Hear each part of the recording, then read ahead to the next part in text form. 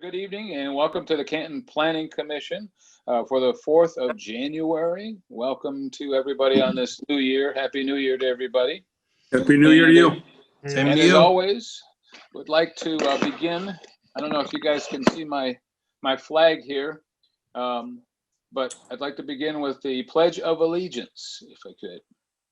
All right. I pledge allegiance To to the flag Of the United States of of America and to the republic for which it stands, one nation, under God, under God, God. indivisible, with liberty and justice for all. All right. Commissioner Zuber. Andrew stood for that. All right. Yes, he did. Yes. Very impressive. So you want me to call the roll, sir? I was just about to ask you to do that, Commissioner Zuber. Thank you. Commissioner Acharya? Yes, Wayne County, Canton, Michigan. Thank you. And Commissioner Eggenberger? Yes, Wayne County, Canton, Michigan. Excellent. Commissioner Engel? Here, I'm in Bonita Springs, Florida, Lee County. Excellent. Wow. Lucky you. Yeah, really. Some days are better than others. Commissioner Foster? Good evening from Wayne County, Canton, Michigan. Excellent. Commissioner Okan? Here and Canton Township, Wayne County. Commissioner Singh? Present, Wayne County, Canton, Michigan. Excellent. Commissioner Weber? Present, Canton, Wayne County, Michigan. Thank you. And Commissioner Zuber, present from Canton, Michigan. And Chairman Green. Present from Canton, Michigan and Wayne County. All right. Welcome to everybody. And I just want to just make a note that we do have new members on the Planning Commission. Ms. Summer Foster, Mr. Harpreet Sachdeva, and Doug Weber. Do you, Harpreet, do you, I notice it says sing on your screen. Yeah, sing is fine. That'll be easier and I like it too. So Okay, all right, that's fine. We will call you that. You will be Commissioner Singh.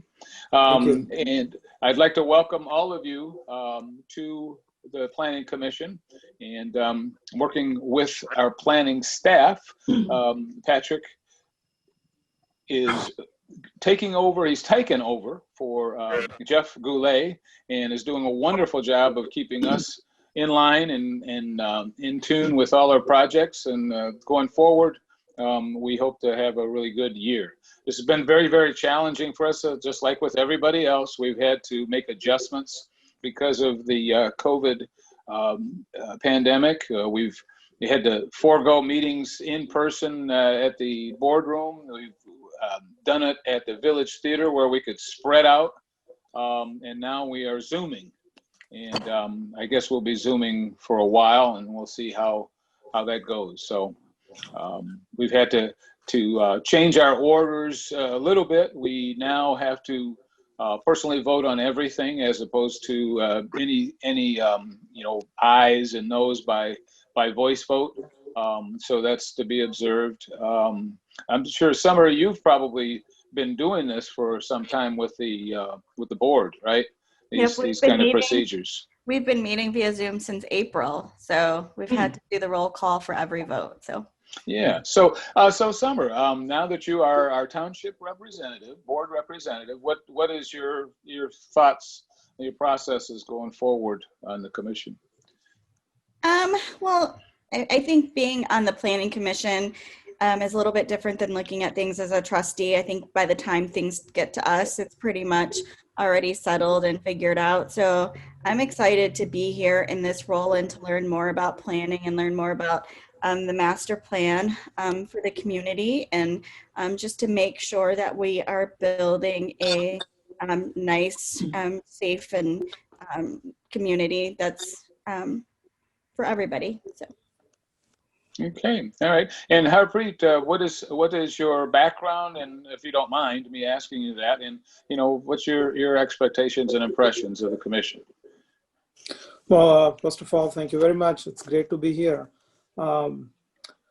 I originally migrated from India back in 2002, and I was a practicing attorney back there, practiced for a few years before I moved. And then I went into different businesses, still operate and manage travel, healthcare, and construction. So construction, I've been very active in for the past about 6-7 years. That's what kind of got me a little bit more interested how things are working out here. I mean, it's something I'm more interested to know. And then planning commission, reading about it, and figured out how I can give my inputs and learn from you guys, and how we can move forward to a better Canton for everybody. Oh, okay. Well, I'm sure your construction background in particular is going to be very helpful going forward. We have an architect on staff, Commissioner Zuber, our fine architect, and so you'd be surprised how backgrounds play an important role in some of the decisions that are made and some of the discussions that we hold. So, but not that you have to be of a construction or architectural background, but those are usually helpful. Doug, what is your background, Doug Weber, and what do you foresee the future of being on a planning commission? Well, first of all, thank you for having me, and I'm very excited to participate in the planning commission. This is something I've always really wanted to do. My training in terms of education, such as in licensing, is as an attorney. The first 5 years of my career I spent as an assistant city attorney for the city of Dearborn, primarily involved in real estate matters. And part of that was I was the legal advisor to both the Planning Commission and the Zoning Board of Appeals, and worked closely with the Planning Department and the Building Department, as well as the Mayor and City Council. Thoroughly enjoyed that, but was offered a new challenging position by an attorney in private practice at the time. Was just getting involved in this thing called wireless communications, and I've been involved in that for the last 25 to 30 years. For 10 years, I was an outside counsel to Verizon and its predecessor companies, working with them in real estate matters and zoning and litigation and that sort of thing to put up their infrastructure. I then worked for Verizon directly as the real estate manager for Michigan, dealing with lots of municipalities and attorneys and various real estate and zoning matters over the years and in court. So I think my training and experience lends itself well to what the Planning Commission does, and hopefully I can bring some, in my new venture with my own company, hopefully I can bring some knowledge to the commission as we move in further into the 21st century, and how our needs and demands really have changed as a result of the pandemic. How we, somehow how we look at things, and how technology is going to play a role and that sort of thing. So that's. So it sounds like also a very useful background to have on board. So we'll look forward to where that plays a role. I hope so. Yeah, for sure. Well, let's get on with it. We had a meeting last on December 7th, and I know that 3 of you were not there. So if you want to abstain, that's fine. But we do need to approve the minutes from our December 7th meeting. Move to approve the minutes. Support. Okay, we got a motion by Commissioner Zuber and support by Commissioner Okun to approve those minutes. Commissioner Zuber, would you call the vote, please? Sure. Commissioner Acharya? Yes. Commissioner Eggenberger? Yes. Commissioner Engel? Yes. Commissioner Foster? Yes. Okay. Commissioner Okun? Yes. Commissioner Singh? Yes. Commissioner Weber? Yes. Commissioner Zuber, yes. And Chairman Green? Yes. Okay. We approve the minutes. Okay, we have an agenda tonight consisting of, depending on how you look at it, 3 items. It could actually be considered 2 items, since 2 of them are really joined together. Isn't that right, Patrick? Yes. The first two are, we're just going to roll through both of those at the same time? Yes. Okay. Anything late to add from staff on that? No changes this evening. Okay. Anything that we need to talk about or add from the commission? Hearing none, seeing none. Do I hear a motion to approve tonight's agenda? So moved. Support. All right, we've got a motion by Commissioner Zuber and support by Commissioner Okan. Commissioner Zuber, would you call the vote, please? Sure. Commissioner Ataria, Yes. Commissioner Eggenberger, Yes. Commissioner Engel, Yes. Commissioner Foster, Yes. Commissioner Okan, Yes. Commissioner Singh, Yes. Commissioner Weber, Yes. Commissioner Zuber, yes, and Chairman Green. Yes. Okay, so our first agenda item tonight is a public hearing. Well, it's the Tremont Place, which is formerly Wellington on the Willow, where we're considering an amended PDD and site plan for property which is located south of Ford Road and on the east side of Lots Road. Now, Patrick, do we need to do anything at all to differentiate between, approval of the amended PDD and the site plan, or do we just attack this all at once? I would recommend doing them both at the same time because they go hand in hand with each other. And there's one staff report this evening in the packet that was prepared for both. As well, there's also a model motion that includes language for both the PDD and for the site plan. Okay. Okay, Patrick, you want to tell us more about these two agenda items, or the one and combined? Sure. This evening, Tremont Place. It's a new name, but it's an older project. It used to be named Wellington on the Willow, and the name of the project was recently changed to Tremont Place. And it has a history that goes back a few years, back to 2016, when the property was rezoned from light industrial to R6, single family attached residential, to also remove the land area from the Corporate Park Overlay District. And part of that rezoning, which was a conditional rezoning, included a conceptual plan for a maximum of 282 attached residential units on 40 acres of land. And so after the conditional rezoning in 2016, the property went through the plan development process, and a final PDD for Wellington on the Willow was approved in October of 2018.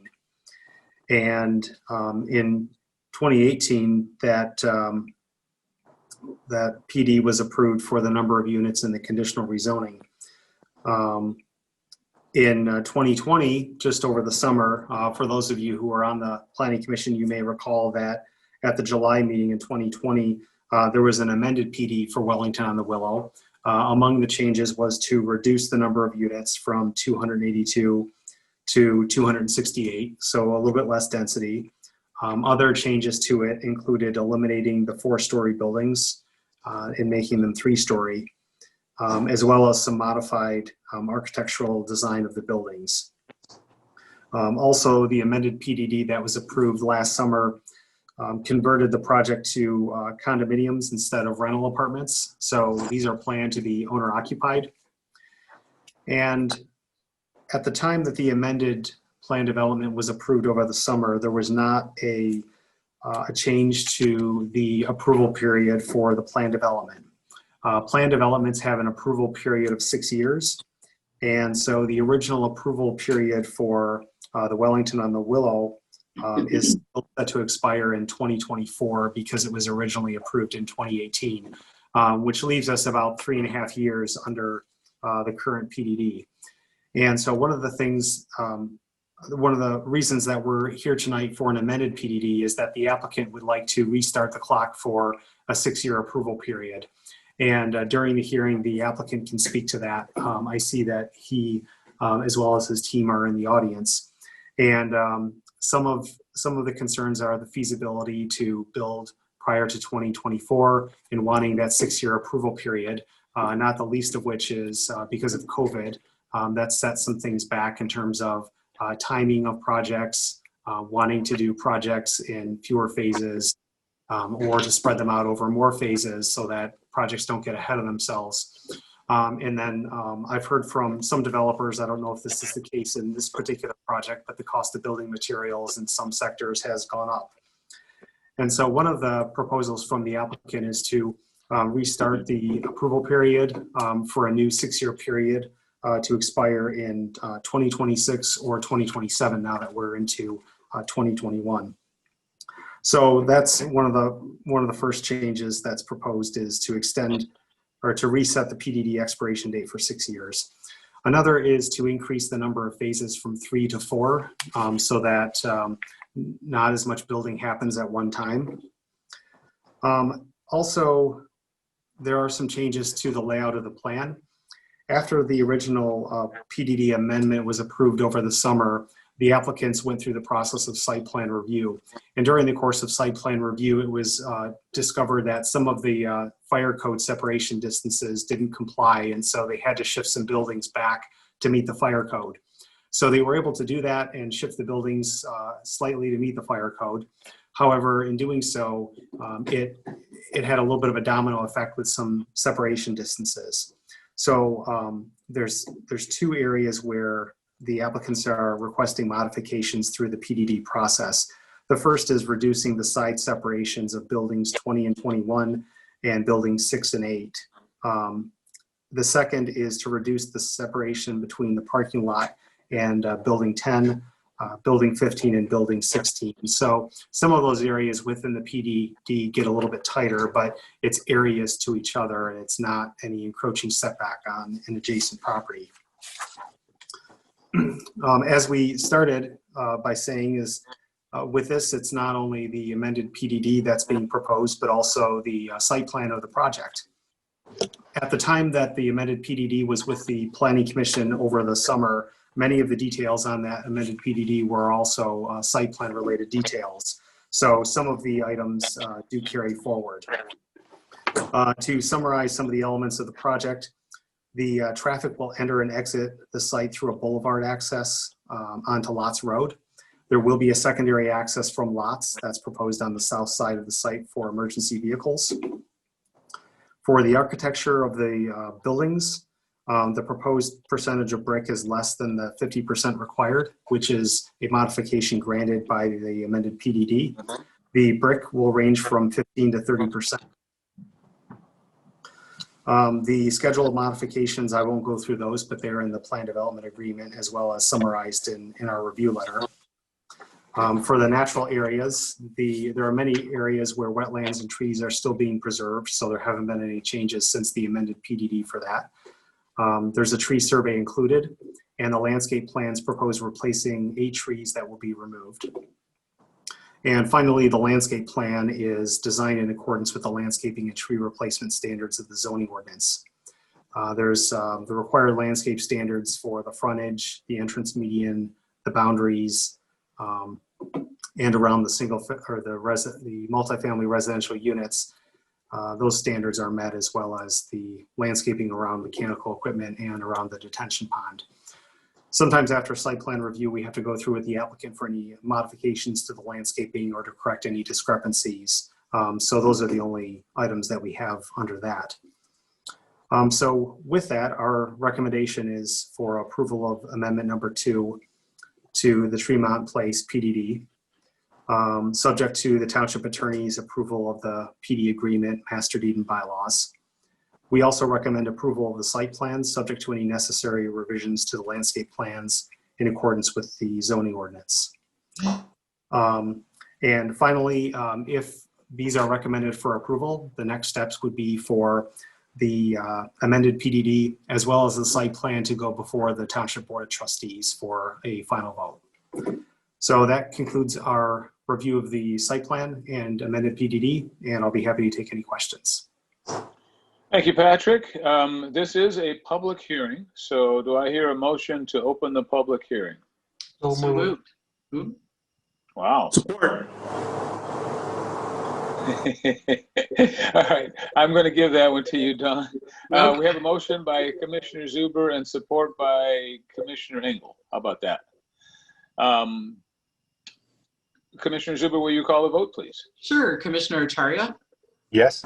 Commissioner Eggenberger, Yes. Commissioner Engel, Yes. Commissioner Foster, Yes. Commissioner Okan, Yes. Commissioner Singh, Yes. Commissioner Weber, Yes. Commissioner Zuber, yes, and Chairman Green. Yes. All right, public hearing is hereby open. Patrick, do we have anyone that is in the waiting for this? Yes, it looks like we have Mr. David Stolman in attendance.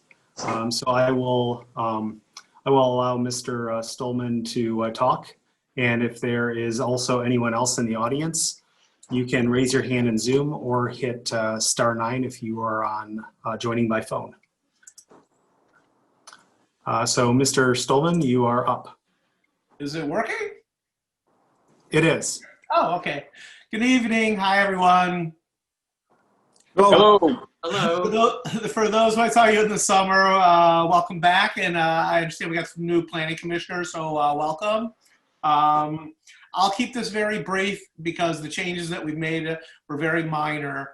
For those of you that were with us at the meeting in the summer, the PDD was unanimously approved in July.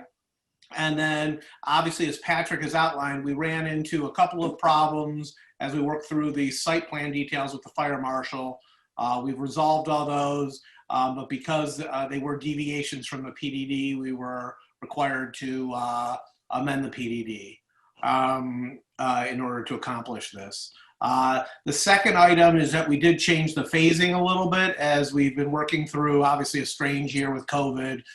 We decided to make the first phase smaller, just as an abundance of caution. So we, instead of it being 3 phases, we converted it into 4 phases. That required us to build a little bit of temporary road and a little bit of temporary water main in order to accomplish that. And staff has seen all that and recommended approval of that. Beyond those changes, the slight deviations, these minor modifications, and the timing for the phasing, the project is essentially unchanged. All the architecture that you saw in the summer is exactly the same. The site plan is virtually identical except for these slight tweaks that we've worked through with administration over the last, call it 6 months. So with that, I do have Rick Hirth with me. He should be on the line.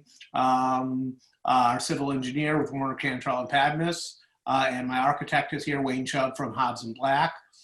So if you have any questions about the project, I'd be happy to answer them. I guess I'll leave it at that. Okay, thank you very much, Mr. Stolman. Patrick, are there any other participants in the audience that we need to hear from before I go to the commission? I don't see anyone in the audience with their hand raised, and it looks like the only attendees are applicants and representatives of applicants this evening. Okay. All right. Well, then we're just going to go right to the commission. Commissioner Eggenberger, any thoughts on this project at all? I have no problem with the changes. Just like to reiterate, I am excited to see modern looking buildings. And I like the wood, I like the brick, I think it looks great. Okay. Commissioner Weber, what is your take on this project? The project looks fine. I do have a couple questions, and maybe one of them is for Patrick first. Is there any need for setback variances from wetlands in this project, given the sizable wetland areas? That's a good question. And with a planned development, the planned developments, when they go through the process, they are required to have public hearings, and it's separate than a conventional site plan process. And instead of variances and going by necessarily the letter of the zoning ordinance, when someone applies for a planned development, they can obtain what are called modifications, which are very much like variances. They're non-use standards in the ordinance. And so somebody can, for example, get a setback modification or a height modification. And in applying for the modification, they don't have to meet the variance standards of the zoning ordinance or the Michigan Zoning Enabling Act. But what they do have to do is they have to show a definite benefit, both for the project and the community. So the definite benefit can be superior architecture, superior site design, preservation of natural areas, pedestrian connectivity. There could be some upgrades to either on-site or adjacent nearby facilities that may not necessarily be required in a conventional site plan. So it's a way for the applicants to propose something that is a more cohesive design. And in doing so, in this case, where there are some areas where some wetlands will be required to be filled, they need to get eagle permits. And in areas where there are setback encroachments, the plan notes the modifications of being within those setbacks. What roughly, what percentage of wetlands will be disturbed here? And that's just a ballpark. I'm not looking for precise. That's a good question. That may be a question for the applicant when they go through their eagle permits. And if Mr. Stolman or anyone on his team want to raise their hand and speak to that, I would defer to them. Okay. I have another question for Mr. Stallman too, so he can tackle both of them. Okay. Mr. Weber, you want me to address the first one? Sure. I don't have the exact number offhand. I don't know if Rick Hirth might. The wetlands and the woodland issues here have been worked on, I would say, for about 5 years with the DEQ. There was a previous developer, probably 20 years ago, that got in trouble, cleared the whole site, filled some wetlands, and did a bunch of stuff that was not allowed. And so the previous developer, the subsequent buyer of this project in 2014 or 15 began the process of working on the wetlands, the conservation areas. It took about probably close to 4 years working with Eagle to resolve the wetlands and the woodlands areas. That has now been fully permitted. Eagle has issued a permit on that.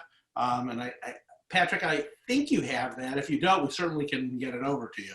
But they worked on that a long time. It was a very unusual situation because of what the previous developer did about 20 years ago. And it took 3 to 4 years to work that through.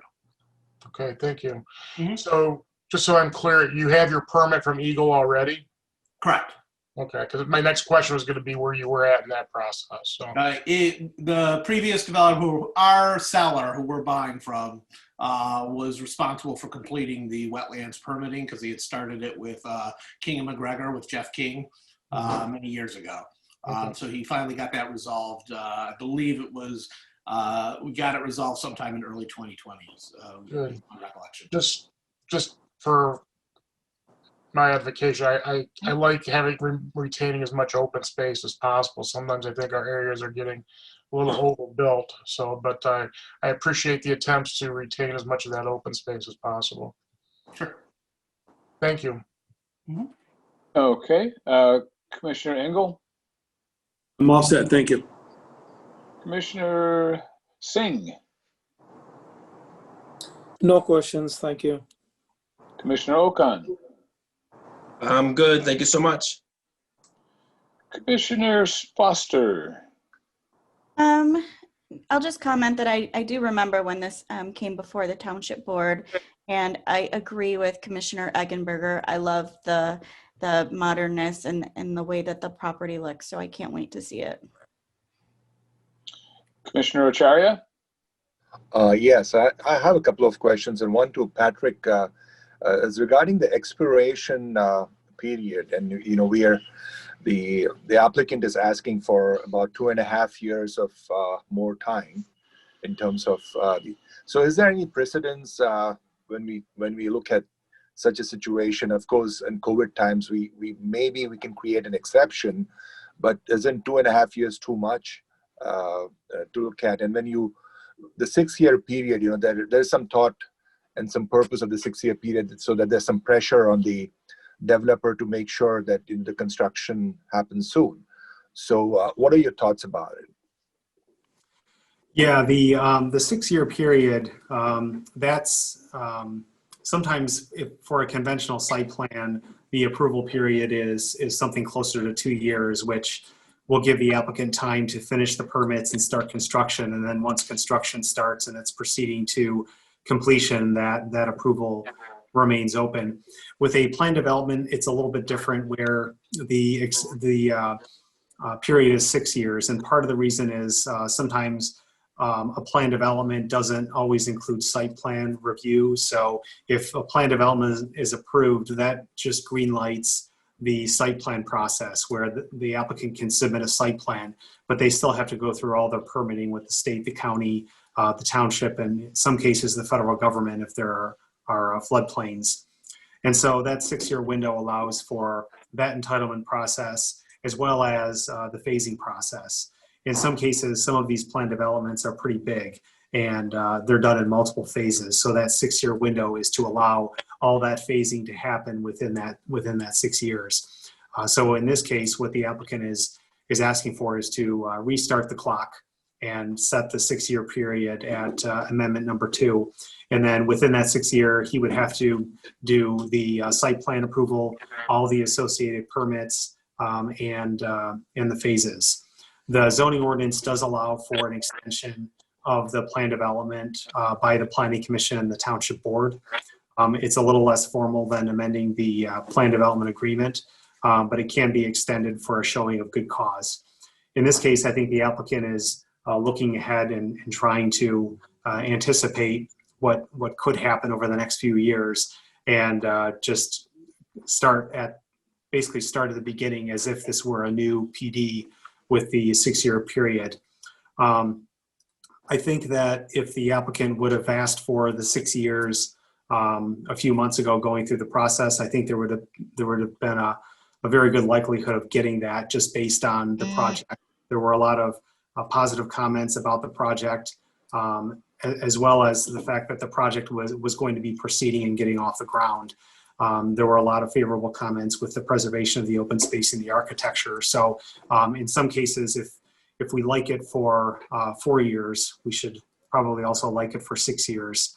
And I think in some cases, and I've seen in other communities where sometimes applicants come in year after year and ask continual extensions where there's been no progress on permits or anything of that sort. And that puts the township and the applicant sometimes in an uncomfortable position of either not granting an extension or just closing out a project.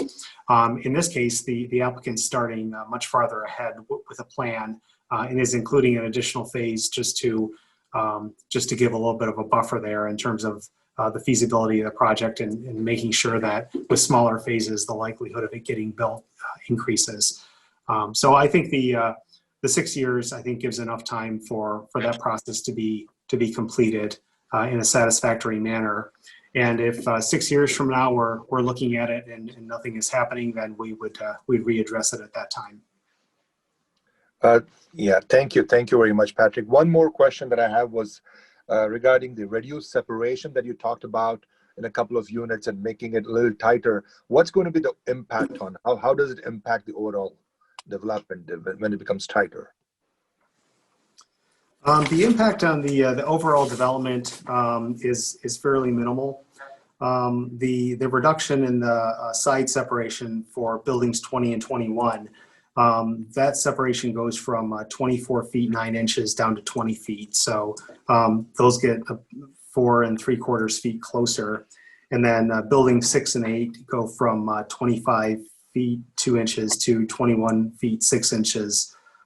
So both separations are still at least 20 feet. So the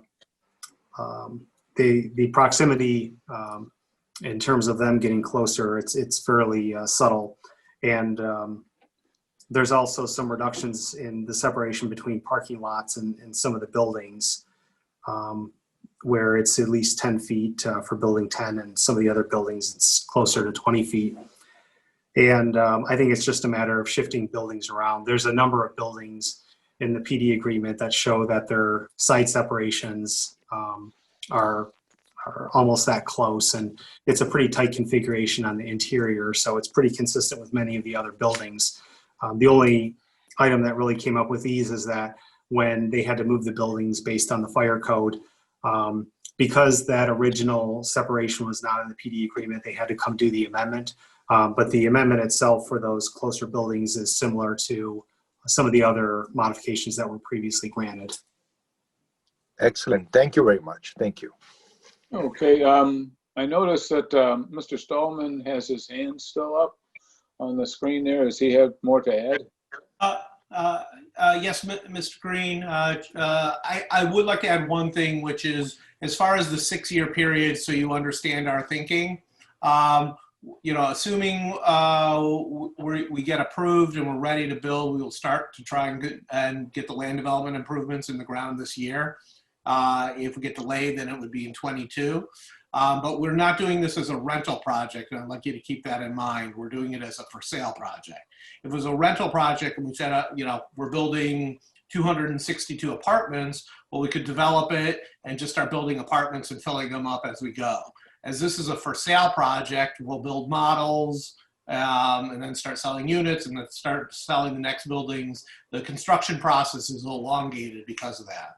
So our concern was if we don't get in the ground in 21, and then we're starting the project in 2022, where we are not really even building units until the end of 2022. Now we've got to go build and sell 262 units in 2 years' time.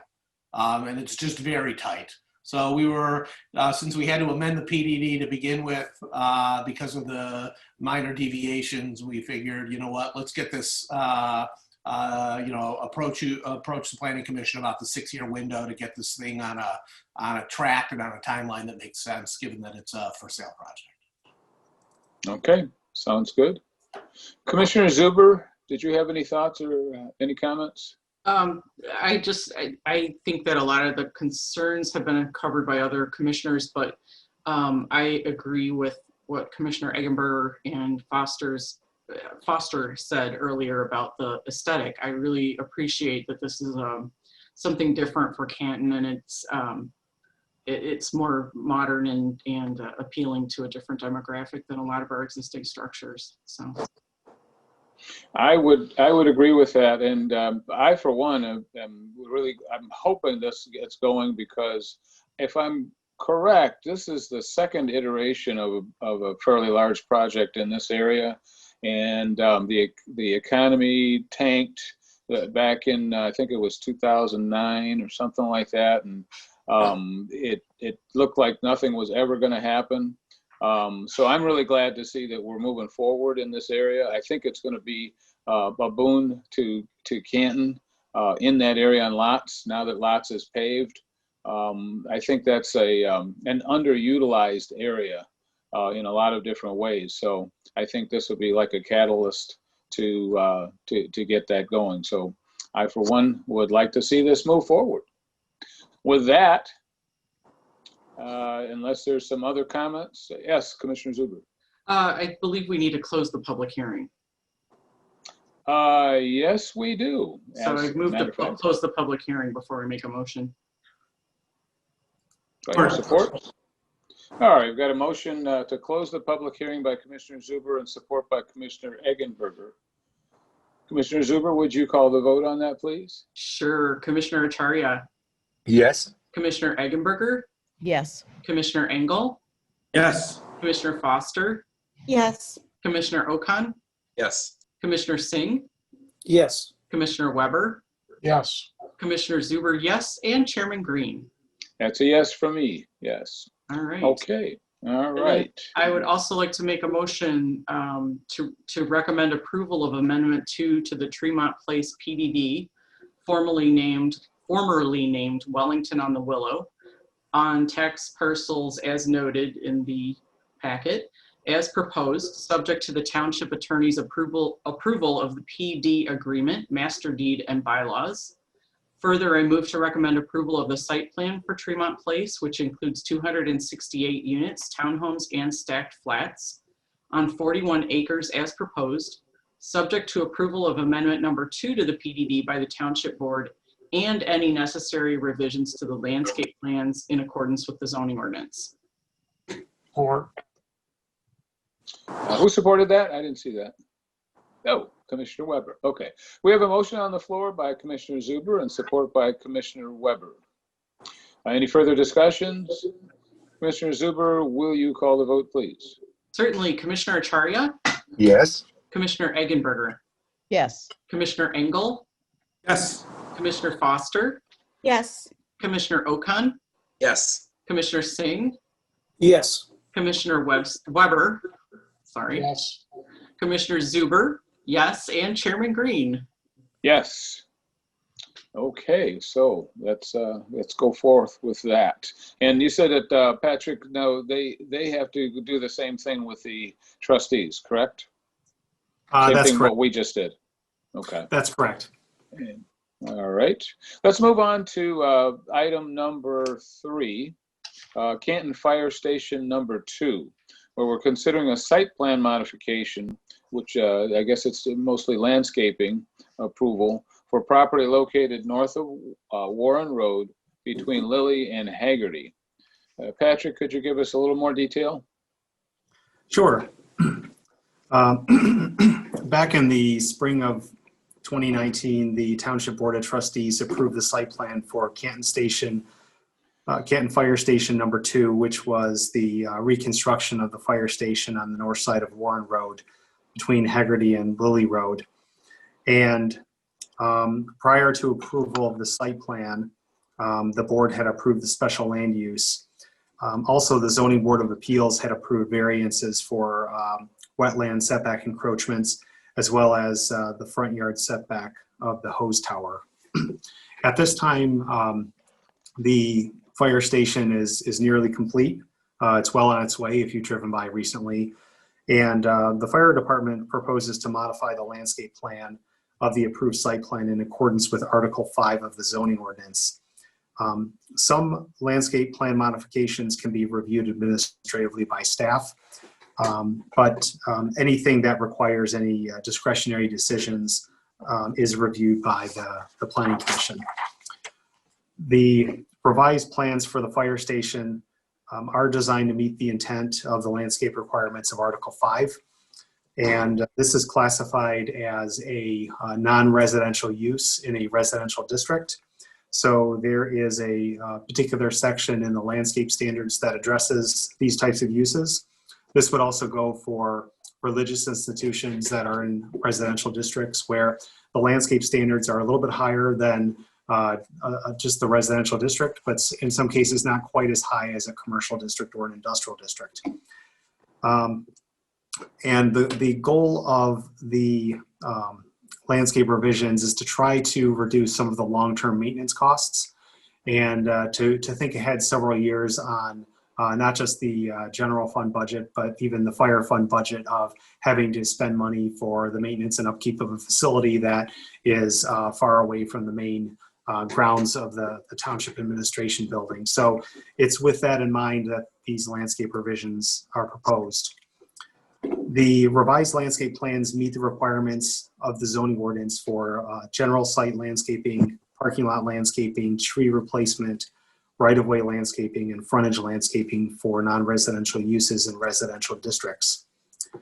There is a modification that's requested for the eastern landscape buffer, and there's also a modification to allow the distribution of some frontage landscaping in other areas of the site.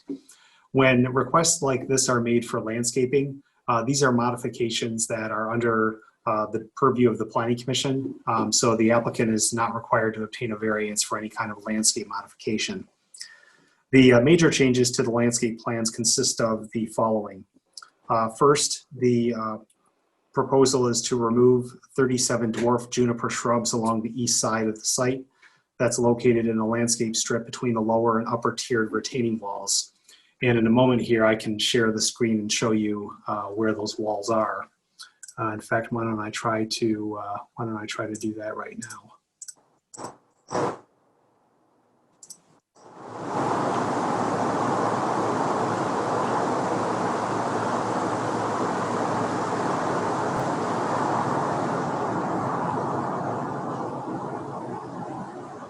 so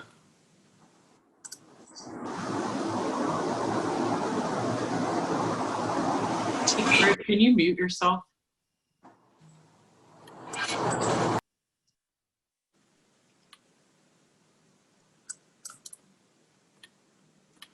okay, so while this is loading, along that retaining wall, there is a strip of landscape area between the two tiers of the wall. And it's a very narrow area. Looks like I'll have to reload the packet if it's frozen.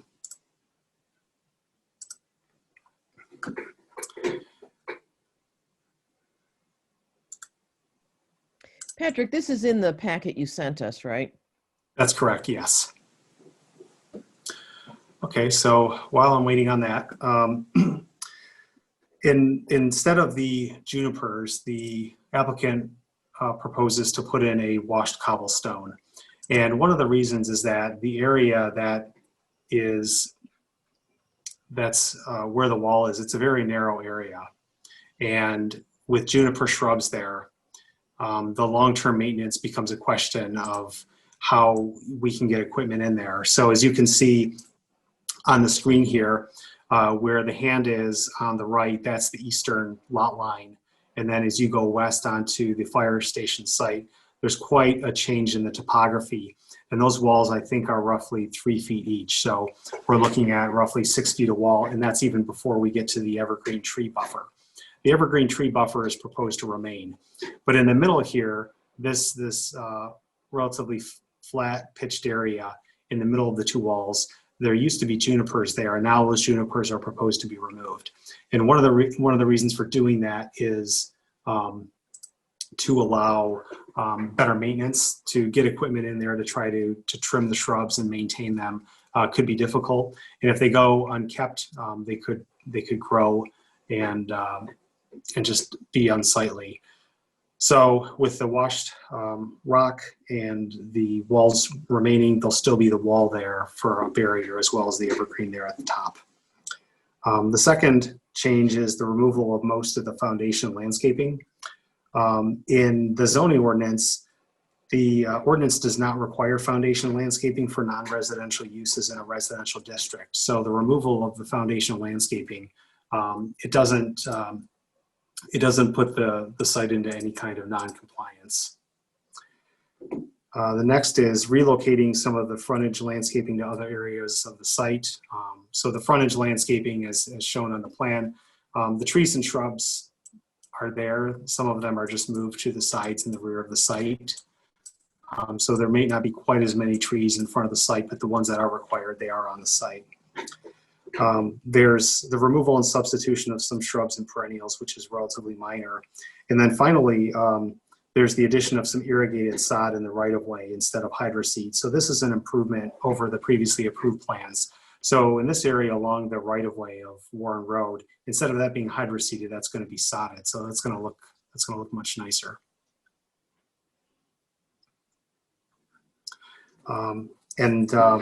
With that, our recommendation is to approve the site plan landscaping revisions and modifications for the fire station, including the revised buffer treatment along the eastern lot line. So that concludes our report, and I'll be happy to take any questions. Thank you, Patrick. We'll just go right to the commission. It's not a public hearing, so Commissioner Foster, what do you think? I know you've seen this before because you had to approve the original design.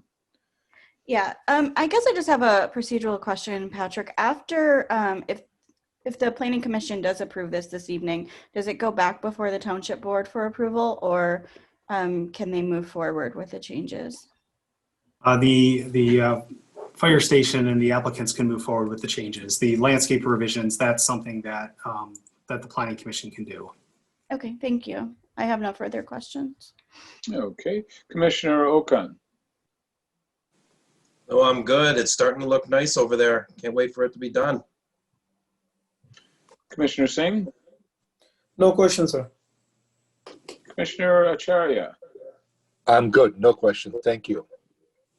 Commissioner Eggenberger, I'm all set also, thank you. Commissioner Weber. Just a couple things.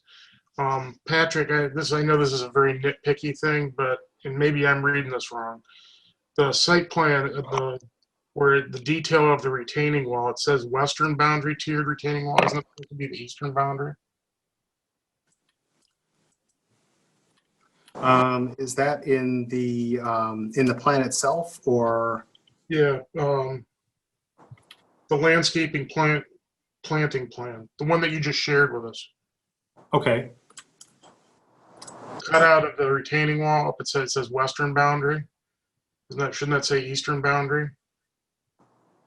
Oh, Yes. yes. Yeah, the title of that should say the eastern boundary. Yes. Yeah. Typo. Then the other question, I'm by no means an expert on this, but given the severity of the grade along the eastern boundary, are you and the other powers that be satisfied that erosion won't destroy that wall or damage that wall and flow into the neighboring property? Yeah, that's a good question. When we review plans, before the plans come before the Planning Commission, plans are reviewed by the Planning Division, but also the Building Division, the Fire Department, and the Engineering Division. So when the Building Division and Engineering Division look at the plans, they'll look at it. They'll look at different things. So the Planning Division will be looking at landscaping, zoning ordinance standards, et cetera. But the other divisions will be looking at their individual codes as well as their standards of practice. So for example, the Engineering Division, they would look at the wall, but behind the design there in the plans of the wall, there are specifications that go to the Engineering Division and the Building Division. And both the designs and the approval and specifications go through those divisions to ensure that the wall will be stable. Okay. All right. Thank you. Commissioner Engel. I'm all set, thanks. Commissioner Zuber. I have no issues with this. Okay, and neither do I. I think this is a very nice upgrade for the township from what they've been dealing with here. I'm sure there's going to be some improvements that we're not even aware of for the firefighters. I'm sure they're going to be happy about this as well. So I would love to see this go forward. Mr. Chairman, I'd love to make a motion. Well, then don't go ahead and do that. All right. I move to approve the site plan landscaping revisions and modifications for Canton Fire Station number 2 on tax parcels number 041-99-0003-000. And, there's 3 of them. I'm going to say as noted in the packet, including the revised buffer treatment along the east property line. Support. Okay, and I believe that was Commissioner Acharya. Did you support that? Yes. Yes. Okay. Commissioner Zuber has given us a great project to approve, and it's been supported by Commissioner Acharya. Commissioner Zuber, any other discussion on this? Commissioner Zuber, would you call the vote, please? Sure. Commissioner Acharya, Yes. Commissioner Eggenberger, Yes. Commissioner Engel, Yes. Commissioner Foster, Yes. Commissioner Okan, Yes. Commissioner Singh, Yes. Commissioner Weber, Yes. Commissioner Zuber, yes, and Chairman Green. That's a yes.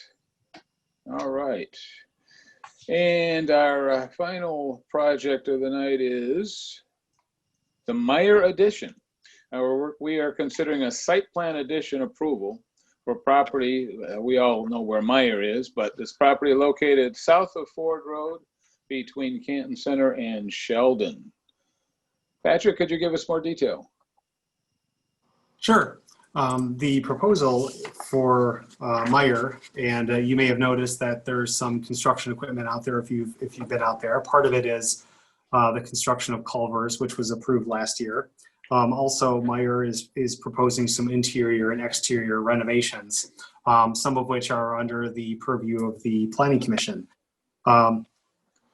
Some of the modifications that they're proposing that do require Planning Commission review are the relocation of the pharmacy pickup window to the west side of the store. Currently, it's on the north side of the store where cars kind of make that hairpin turn in there. And if there's more than 3 or 4 cars, it starts to back up the main aisle.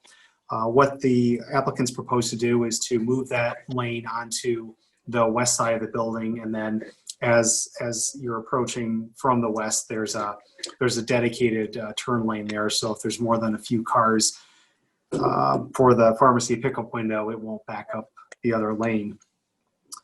Also, the displacement will require reducing the size of the outdoor garden center. The outdoor garden center was approved a few years ago as a special land use, so that area will just be further reduced. And there are also some architectural upgrades and entrance additions to the front of the store.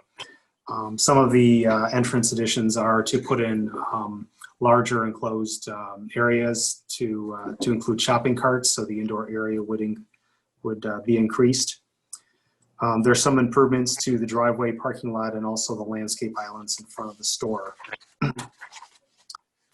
With the exception of the proposed changes to the pickup window, the traffic circulation will function mostly the same.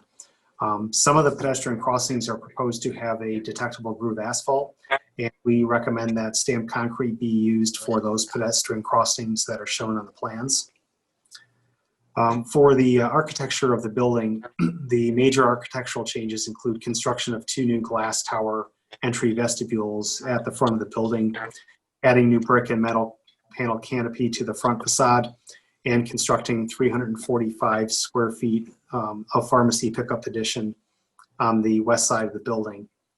The total percentage of the brick on the facade will increase to 37%, which will make it more conforming with the 50% brick requirement of the zoning ordinance. However, because the proposed percentage of brick is still less than 50%, we do not recommend painting any of the unpainted brick, which is proposed on the plans in the middle of the front facade. 2 other areas that I want to touch on are the parking and the landscaping. First, the parking. The proposed number of spaces for the site will be 795 based on the proposed floor area of 249,018 square feet. The standards of the zoning ordinance require 826 spaces, and there's a calculation there for coming up with the minimum number of spaces. However, the parking standards of the zoning ordinance allow the Planning Commission to approve modifications to the minimum number of parking spaces. And we recommend that the proposed number of spaces of 795 be approved. We've looked at 18 different aerial photographs taken between 2014 and 2020. And these aerial photographs are from a subscription that the township has with a company called NearMap. And every few months, NearMap provides new updated aerial photos with very sharp resolutions throughout the entire township. And this allows us to see the progression of things over time, not just buildings, but of land and natural features. And so in reviewing these over these 18 different aerial photos over a 6-year period, the parking levels are far less than the parking lot's capacity. And these pictures are taken different days, different times of the day. So on days when it's like Saturday, Sunday, when it's expected to be busy, it doesn't approach capacity.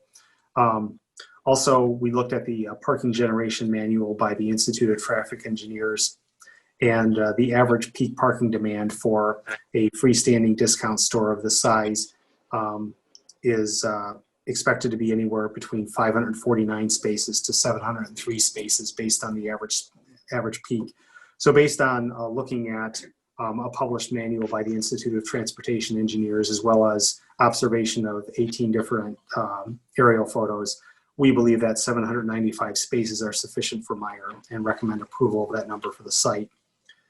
Finally, the landscaping changes are shown on the plans, and there's a replacement of 6 parking lot islands with 7 parking lot islands. So the parking lot landscaping will increase in size as well as increase in the number of trees.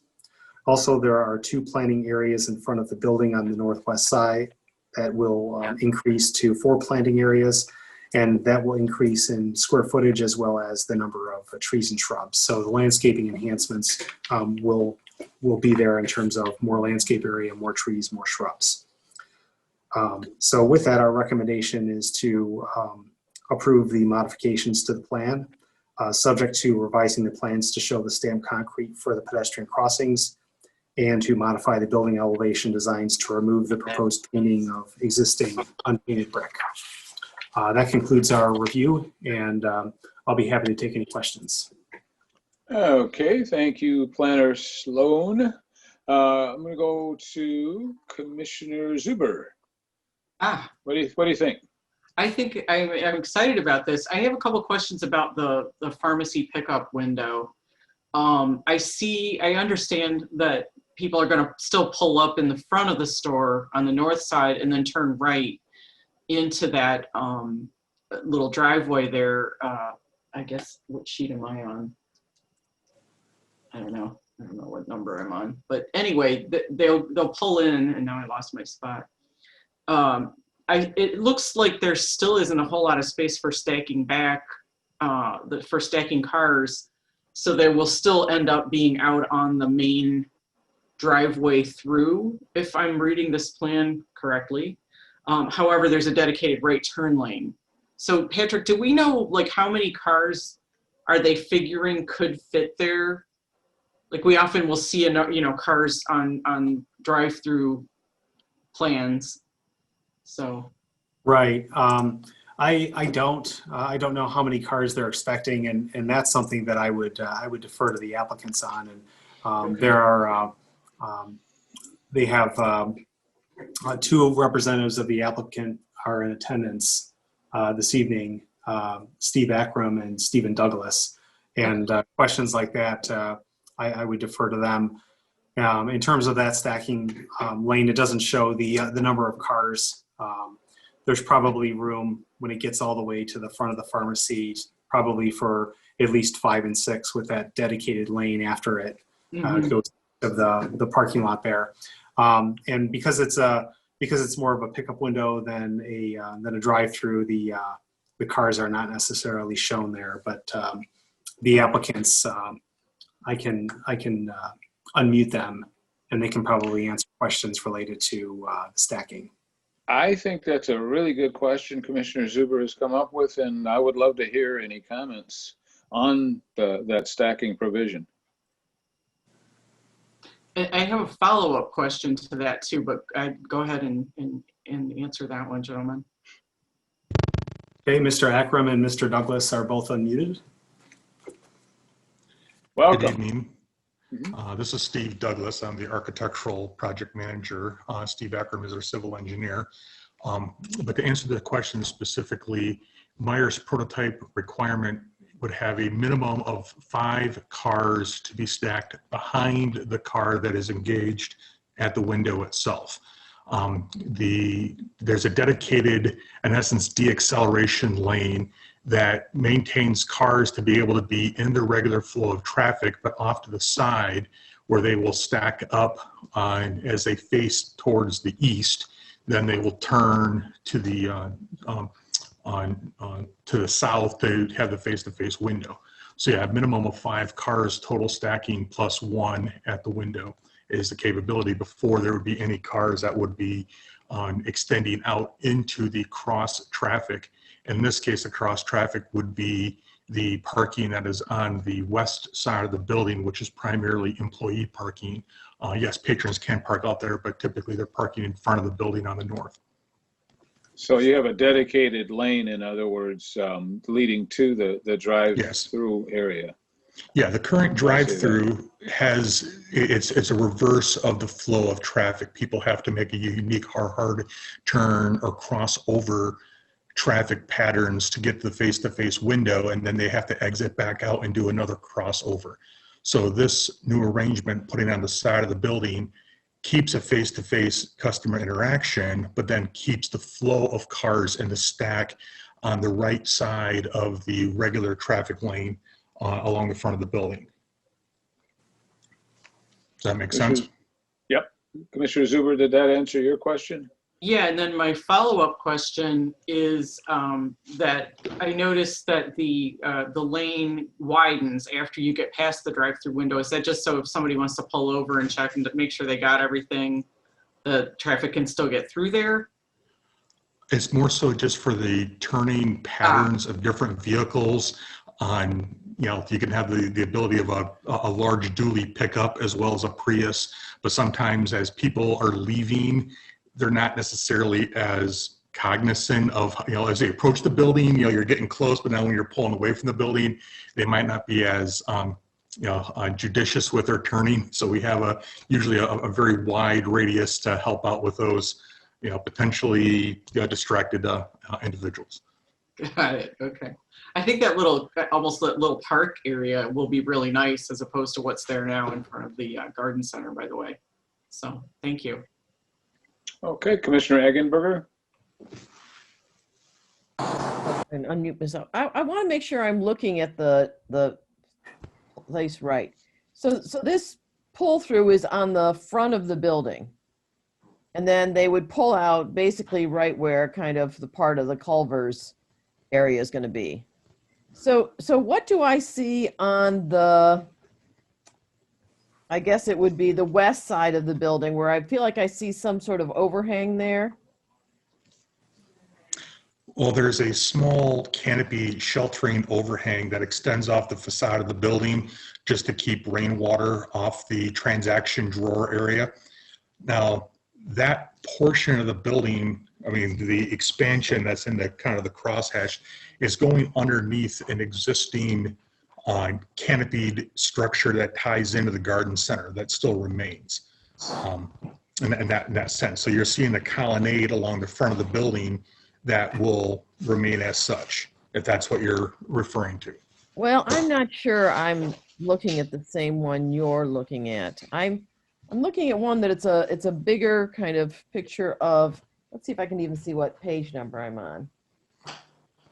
117.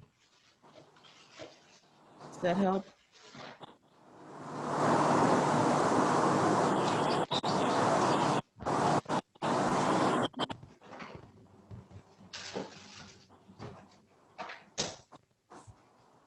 Okay, yeah. So I see this front, this is where the little arrows are, right? This is where they drive through and they come out there. So then what is this little overhang just to the west of the building? That's the demolition plan, Nancy. That's actually the demolition plan. Yeah, this is the existing what's going to be removed. Oh, okay. Thank you. Sorry, didn't understand what that was. The entire existing pharmacy drive on the north side of the building is going to be completely removed for the new west side arrangement. Okay, so I guess, Nancy, if you look at the elevations, I guess that's 129. You can see that little canopy over the window. I think that's correct there. There's where it says pharmacy drive up. 29. It's the bottom elevation. Oh, okay. To the right. Yep. Gotcha. Thank you. It's got that little overhang there. Right. Okay. Hey,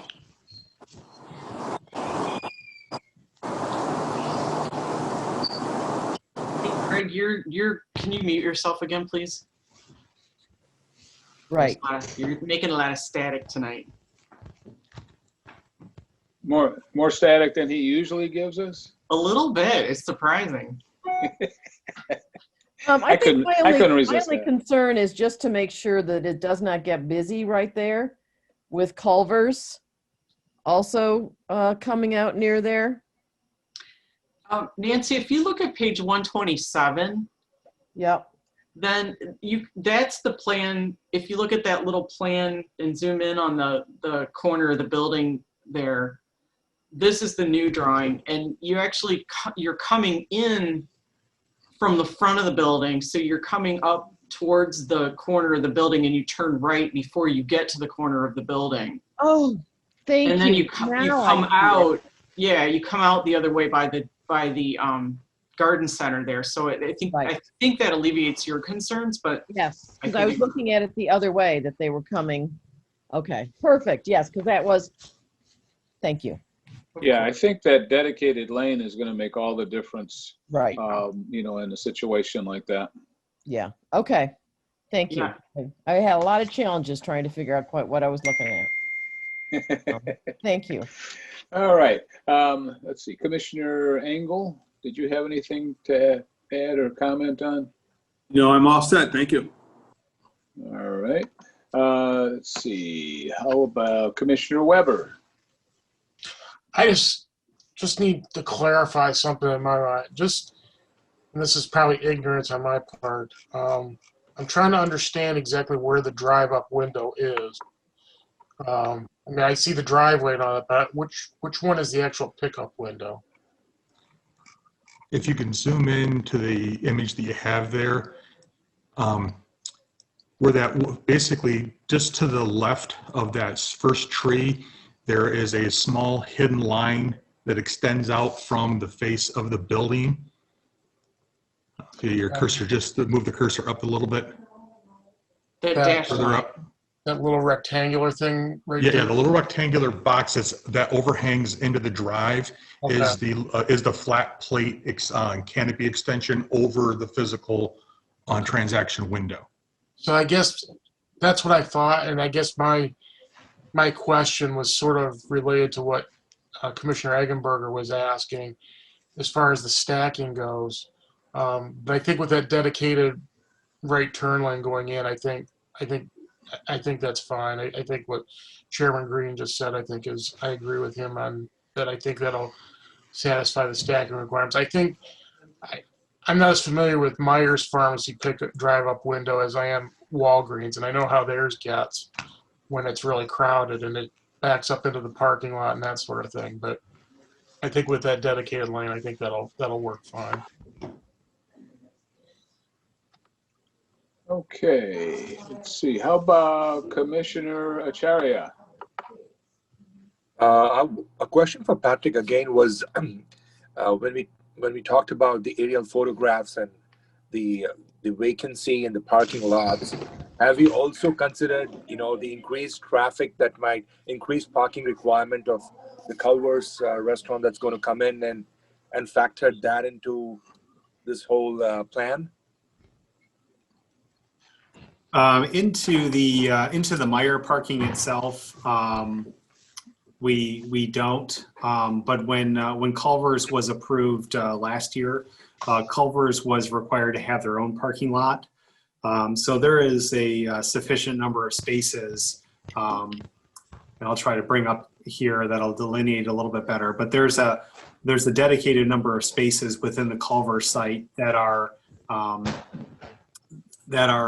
above and beyond what's already in the Meijer site. So the Culver site will more or less stand on its own in terms of people parking there and going in and out. I think rarely would somebody walk or park in Meijer's lot and then walk across the landscaping and go to Culver's when there's parking, sufficient parking within the Culver site. So the Culver site meets the parking standards for its own restaurant use. If there were occasions where people park in Meijer and walk over to Culver's for whatever reason, they may be parking along this west to east drive where there's rarely anyone parking there anyway, or down in the northwest corner where parking is infrequent just because it's so far away from the front door of Meijer. Thank you. Commissioner Okan. Well, I think this configuration really helps how it currently is, and the store exterior could use a little refresh. It looks nice. Commissioner Singh? No question. Thank you. Commissioner Foster? I'm all set. You answered my questions from Commissioner Eggenberger and Commissioner Weber, so thank you. Okay, did I forget anybody? I don't think I did. Meijer would like the opportunity, though, to comment specifically regarding the painted brick part of the report.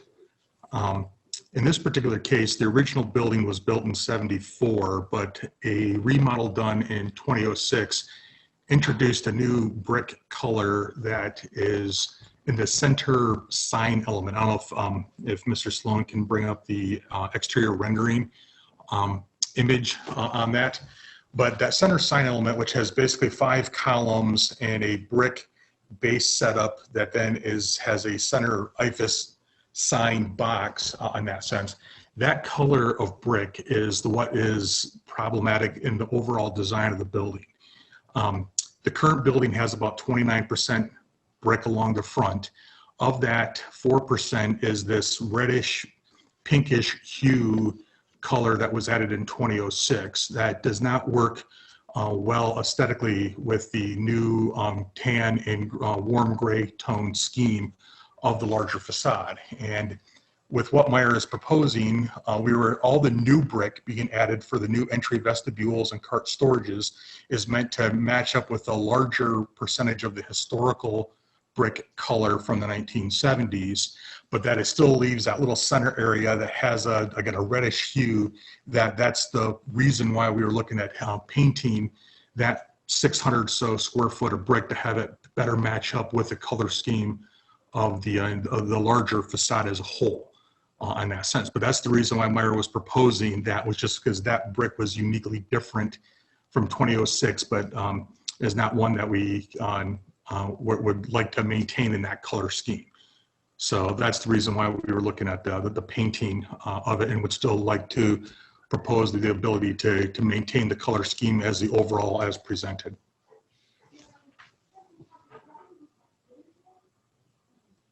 Okay, any comments on that?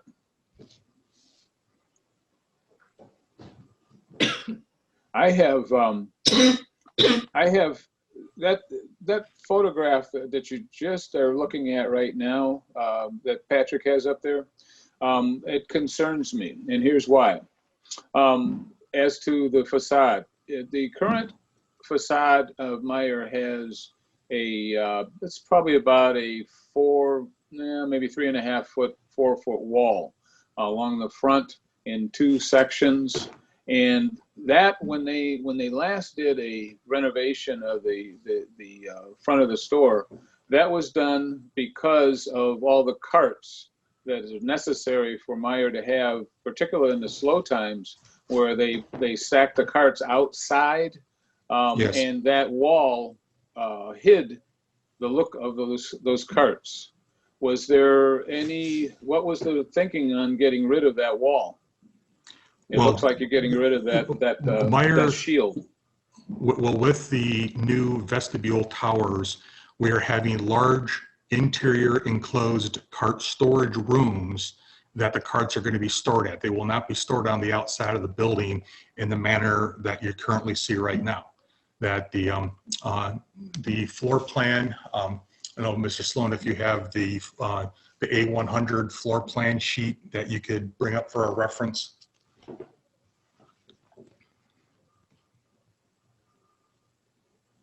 But that in both the 2 vestibules, almost 300 carts can be stored inside of the building as a part of the new plan. So they're kept out of the elements where they would have an internal drain as such. But if you were to zoom in, the large space, you can see the representing of multiple lines of carts, 4 lines of carts that, you're getting almost 150 total carts inside of the building, that as a patron comes through the front doors, they can pull a cart in the vestibule and then push it into the store itself. But those are totally encapsulating where the carts will be kept inside the building now. Oh, that's good to know. That's good to know. Okay, all right. My feeling is one of relief in terms of the pharmacy drive-through. Because I was on the project where they created that drive-through, and we had on the commission heartburn over that hairpin turn and turning around like that. But at the time, I don't think they had perfected the pneumatic systems that are available today for the pharmacies. They had them for the banks, but I don't think they had them for pharmacies where you could drive up and still be facing to the east like that and have the items that you were getting delivered go through a pneumatic tubing system to the driver's side of the car. So this rectifies a bad situation, and I'm really, really glad to see it. I'm hoping that it's not going to be too big a detriment to the landscaping stuff that Meijer sells, the plants and the landscaping equipment that they have in there for people to purchase. But I'm assuming that that loss of square footage in there has been contemplated as to they can do without it. So I think it's a win-win as far as that's concerned. Yeah, well, the garden center will maintain all the same product that they would have. It's a reduced volume and a reduced amount of storage that's kept outside, but it's all the same product that they currently sell, just in a more condensed, efficient layout. Okay, all right. And then also the consideration, I know that this is just speculation, but I would imagine at some point in time, there will be another pad that'll be licensed or sold on that west side. Now, I don't know if it would be more to the north or to the south of that parking lot, but they don't utilize that entire parking lot. Was there a consideration of this drive-through being interfered with if there was, let's say, another business to the west of Meijer? We can't speak specifically to any future plans that Meijer could have there, but given the outlot that was already set aside for the Culvers and the reduction of parking that still fits within their retail needs, at this point, I would think it'd be difficult, though not impossible, for them to entertain another outlot in the future. But I would think that would have to come under a lot of consideration of how it would impact on their current parking situation. One thing that Meijers is experiencing a significant growth of right now is the digital sales and the potential need for further pickup capacity as people are using online shopping and other delivery services. And that actually might long-term further reduce the immediate parking needs at the facility in that sense, but that's still, I think, many years out before the digital creates such a shift in shopping habits that they would be able to see a significant reduction. Okay, yeah, and then like I said, I think that if there is a pad that is developed to the west, it'll probably be in the southwest, where you have a little bit more room, and that those spaces are rarely used except by truck storage or snow plows and stuff like that. So yeah. I just wondered if that had been a thought given. Yeah, well, just for a further information, the number of parking spaces just under 800 is Meijers when they do their own internal auditing of their busiest days, which is usually the Saturday before Thanksgiving and the Saturday before Christmas. Even on those busiest days, a store of this nature, the likelihood of them achieving 750 spaces is incredibly unlikely, even on those busiest traditional days in that sense. So, so those areas in the far back would be the absolute last to be used. But yes, could you have 2 times out of the year where, and if anything, that's usually where they'll be directing in-store employees to be parking there and not along the front to be able to maintain as much access to the customers. Gotcha. Okay. I think we've had everybody comment on that. Any further comments from the commission? I have a question Go ahead. for Patrick and for Stephen. Through these near maps you guys have for last many years, or through these internal audits, what is the maximum, if you guys know, parking of cars on any given day on the busiest day, the percentage or the maximum number of cars parked? Well, the data that Meijer has for this specific store on, I believe was, again, it was on about 750 cars, and that was basically taking apart, looking at video surveillance footage of the parking lot, again, at the busiest time of the day of their busiest days that they have actual records of. In that case, that's usually where they're going to, the aerial photos that Patrick look at, those are, while still very useful, you know, again, without knowing what specific days they are, you know, that Saturday before Thanksgiving, the Saturday before Christmas are, they're typically their busiest days, as proven by their sales volume and a number of tickets on their sales that they can monitor specifically. So the maximum recorded was 750 cars parked on that parking lot at a given time? Well, that would be over a period of 1 hour, basically their busiest hour, because there's always going to be cars inflowing and outflowing at those days constantly. So they looked at it as the, you know, over the, what they saw to be the worst number of cars possible in the lot during that busiest hour, which I believe, again, was just under 750 is what they noticed. So the parking of 790, you know, being proposed is, you know, would accommodate that. So with the increase in population in Canton and more development in Canton coming, and also the increase of sales, Meijer's development, you guys don't anticipate that more people will be parking in the very near future, maybe down the line? A lot of their current projections are actually, a lot of the projects we've been doing historically have actually been reducing parking, just because traditionally when these buildings were built, this original building had a parking lot of over 1,200 spaces. That's shrunk over the years in that sense. So the actual parking usage is actually decreased. And part of that was the planning methodologies of 40 years ago from how parking was looked at then versus is now is not the same. So that's why I think when Patrick was referring to some of those other sources of showing what, you know, real data from a variety of different large box retailers are actually seeing given the size of the facilities. And again, the trend to maybe move towards online or digital automatic sales and automatic delivery shopping would actually potentially, into the long haul, actually reduce the number of people in the store long term. Okay. Could you explain the stamped concrete for the pedestrian crossing, what that's going to entail? Sure.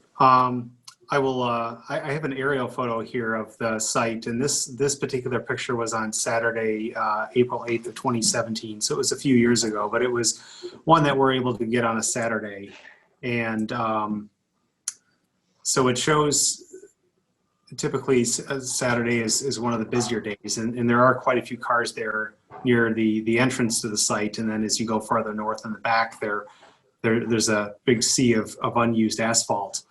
To the west is where the culverts will go, and as you can see, there's not many occupied parking spaces that will ultimately displace. And then finally, on the west side of the building, there's very, very little parking there.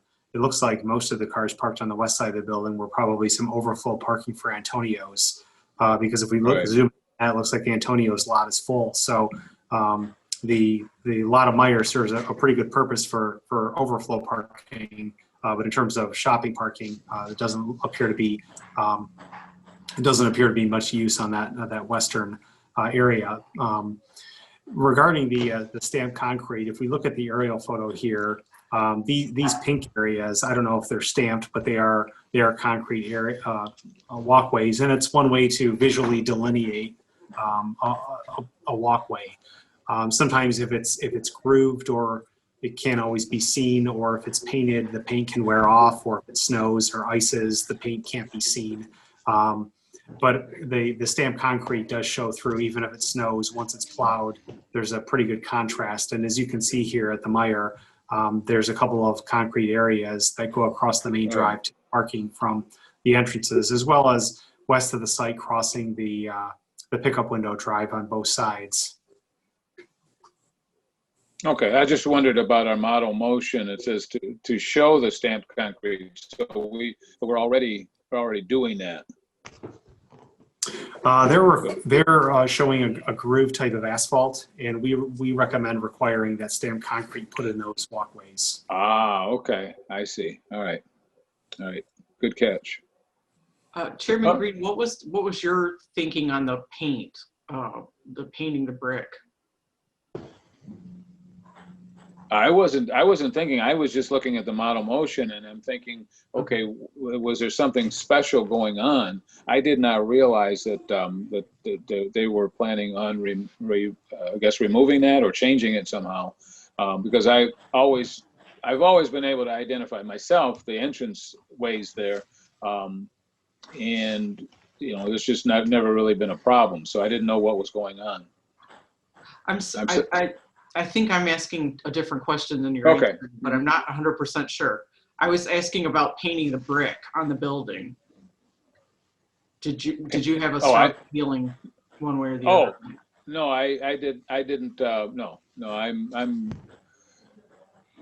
I'm comfortable with what I'm seeing in the rendering in terms of the more of that beigey kind of look. I mean, I didn't expect them to have anything that is going to be outstanding in terms of color by any means.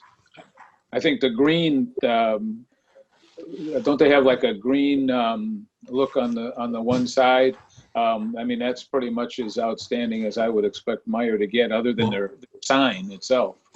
Well, the current green standing seam metal roofing is all going to be painted to the new color. I believe it was the anonymous Sherwin-Williams.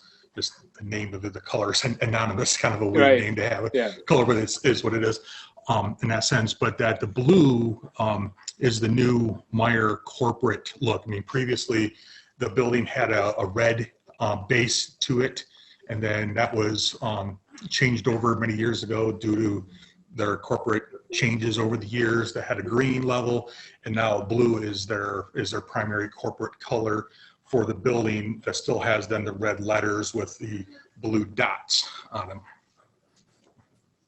Yeah, but the blue is more of an accent. It's not a dominating color, and I appreciate that. We've had blue heartburn in Canton planning over the years. When Lowe's came in, we told them you couldn't have that much blue in their sign, and when Best Buy was going to come in, they had a big blue entrance, and we scared them away from that. So, but this is fine. I don't have any heartburn over what I see in front of me. The only thing that I had was that wall situation hiding the shopping carts, and you answered that very sufficiently. Yeah, I guess I just was trying to clarify whether we want to keep that in the model motion or whether we want to remove the part about removing the proposed painting of the unpainted brick. I don't know. What's the commission think about that? Yeah, I'm okay with painting the brick, but I'm okay with it too. Yeah, I think that's going to be sufficient. Shall I make a motion? If you feel ready. I'm ready. I move to approve the site plan for Meijer on tax parcel number 058-99-0003-720, subject to revising the plans to show stamped concrete for the pedestrian crossings. Support.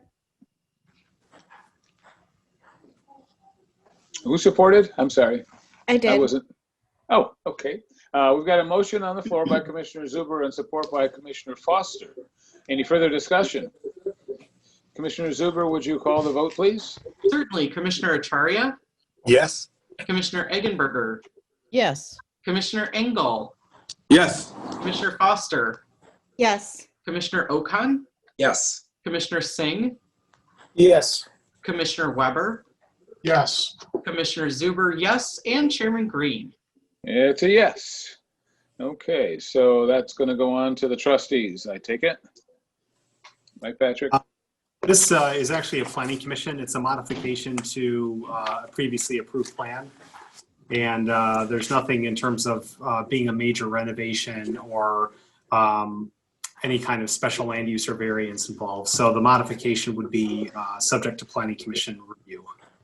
Wow, such power. Wow.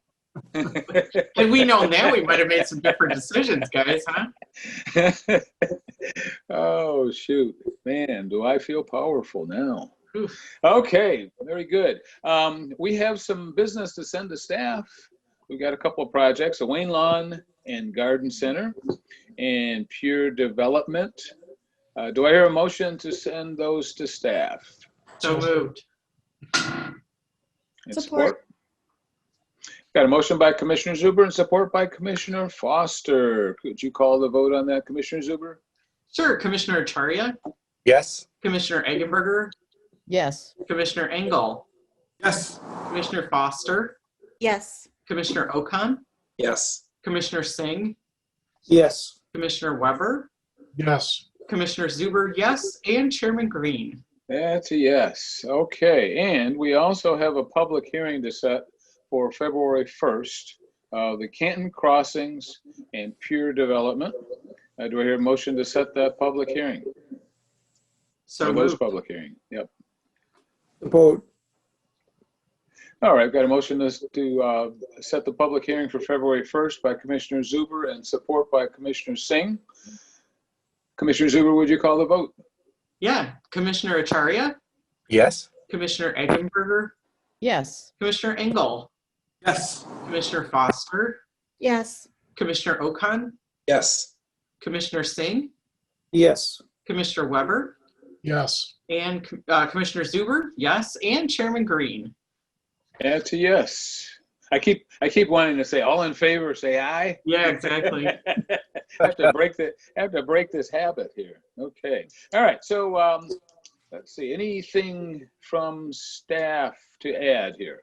Oh, I know. There's one thing because I got this from eavesdropping on the email between Don and Patrick.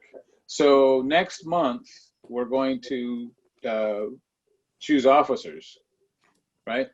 You said it was the first. Yes. The meeting in February? Okay, all right. I did not know that until I read that from you guys, so, okay. Anything else coming up that you can talk about?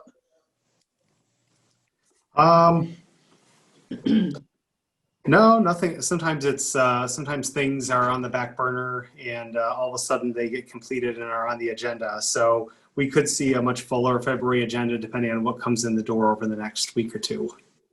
Gotcha, okay. All right, anybody else have any comments? Otherwise, we can entertain a motion to adjourn. Motion to adjourn. Support. Support. Do we need to individually vote on this? Yes. Commissioner Zuber, would you call the vote, please? Commissioner Acharya, Yes. Commissioner Eggenberger, Yes. Commissioner Engel, Yes. Commissioner Foster, Yes. Commissioner Okan, Yes. Commissioner Singh, Yes. Commissioner Weber, Yes. Commissioner Zuber, yes, and Chairman Green. Oh, I guess. All right. Thank you, guys, and welcome again to our three newest commissioners. Look forward to working with all of you, and good things for Canton coming up in the future. You guys have a great night. Bye, everyone. Thank you. Have a great night. Good night. Bye. I know.